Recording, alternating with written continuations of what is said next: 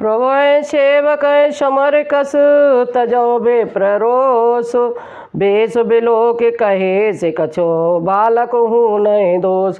स्वामी और सेवक में युद्ध कैसा, हे ब्राह्मण श्रेष्ठ, क्रोध का त्याग कीजिए।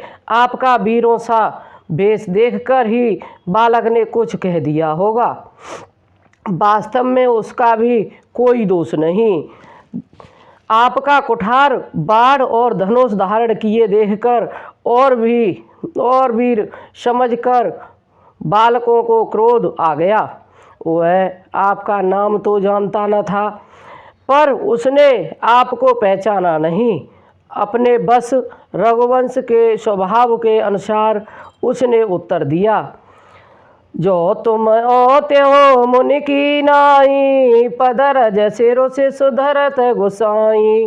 क्षमा चूक न जानत केरी, चाहे वे प्रयोर कृपा गनेरी।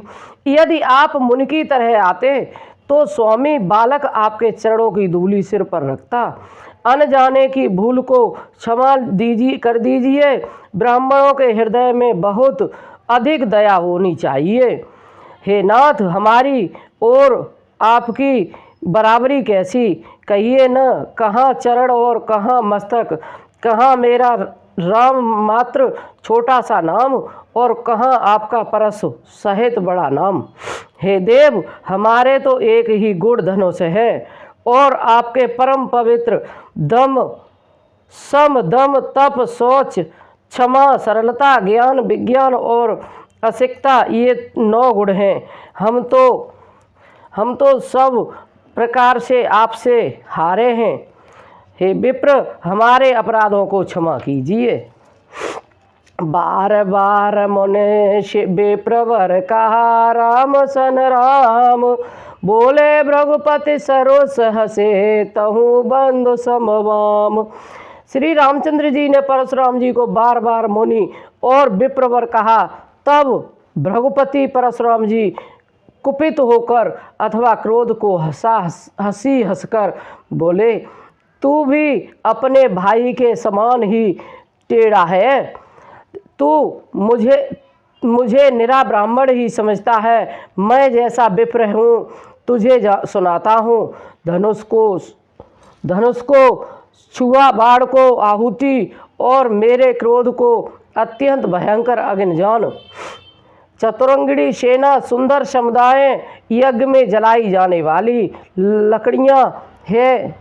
बड़े बड़े राजा उसमें आकर बलि के पशु हुए हैं, जिनको मैंने इसी फरसे से काटकर बलि दिया है। ऐसे करोड़ों जप युक्त रण यज्ञ मैंने किए हैं, अर्थात ऐसे मंत्रोच्चारण पूर्वक स्वाहा शब्द के साथ आहुति दी जाती है। उसी प्रकार मैंने पुकार कर राजाओं की बलि दी है। मेरा प्रभाव तुझे मालूम नहीं, इसी से तू ब्राह्मण के धोखे मेरा निरादर करके बोल रहा है। धनुष तोड़ डाला, इससे तेरा घमंड बहुत बढ़ गया है। ऐसा अहंकार है मानो संसार को जीत कर खड़ा है।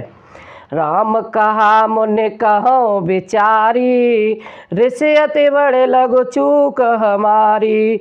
छुअत टूट पिनाक पुराना, मैं कहे हे तो करो अभिमाना।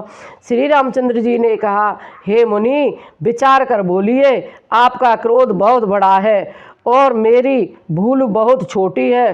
पुराना धनुष था, छूते ही टूट गया। मैं किस कारण अभिमान करूं? जो हम निरदय विप्रवदे, सत्य सुनो भृगुनाथ, तो अस को जग सुवट जे, भय बस नावै माथ। हे भृगुनाथ, यदि हम सचमुच ब्राह्मण कहकर निरादर करते हैं तो यह सत्य सुनिए। फिर संसार में ऐसा कौन योद्धा है जिसे हम डर के मारे मस्तक नवाएं। देवता, दैत्य, राजा और बहुत से योद्धा वे चाहे बल में हमारे बराबर हों, चाहे अधिक बलवान हों। यदि रण में हमें कोई भी ललकारे तो हम उससे सुखपूर्वक लड़ेंगे, चाहे काल ही क्यों न हो। क्षत्रिय तनोधर समरस काना, कुल कलंक ते पावरयाना।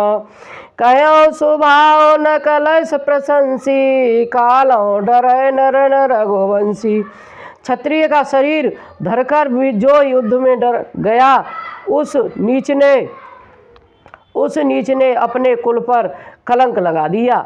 स्वभाव से ही कहता हूँ, कुल की प्रशंसा करके नहीं। रघुवंशी रण में काल से भी नहीं डरते हैं।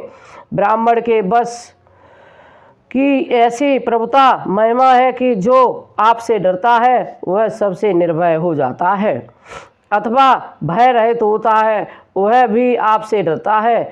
श्री रघुनाथ जी के कोमल और रहस्यपूर्ण वचन सुनकर परशुराम जी को बुद्धि के पर्दे खुल गए। परशुराम जी ने कहा, हे राम, हे लक्ष्मीपति, धनुष को हाथ में अथवा लक्ष्मीपति विष्णु धनुष लीजिए और इसे खींचिए, जिससे मेरा संदेह मिट जाए। परशुराम जी धनुष देने लगे, तब वह आप ही चला गया। तब परशुराम जी के मन में बड़ा आश्चर्य हुआ। मंगल भवन अमंगल यारी, द्रवयो सुदशरथ अजिर बिहारी।